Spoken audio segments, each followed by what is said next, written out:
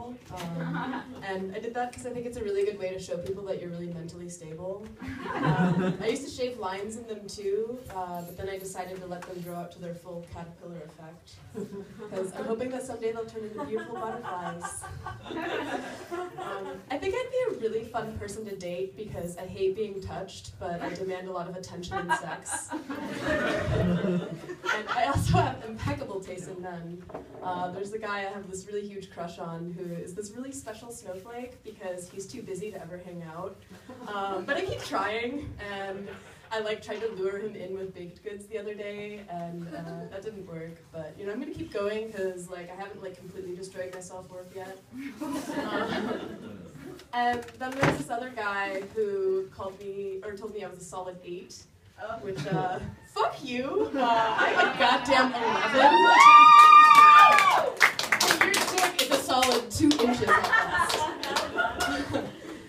And then I also recently got this Facebook message from this guy that I barely know. I hooked up with him months ago in LA, and he messages me and is like, "Hey, you look really pale, and I'm worried that you're getting enough iron in your diet."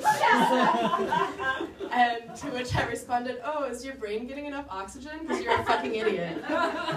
He called me a jerk, which I think is interesting because I'm not the one messaging people I barely know about their physical appearance.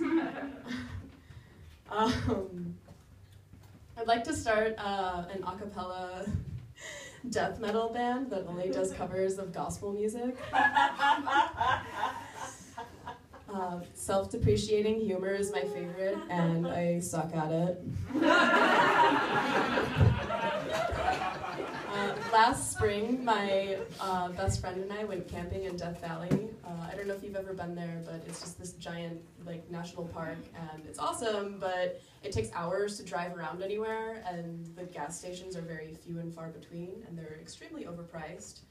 So, of course, we almost run out of gas while we're driving to our campsite at the middle of the night, and it was terrifying and nerve-wracking, but we made it there, and it was fine, and everything was okay.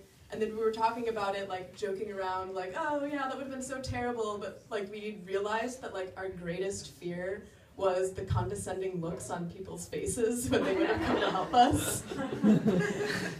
Thank you, I'm Professor Hopington.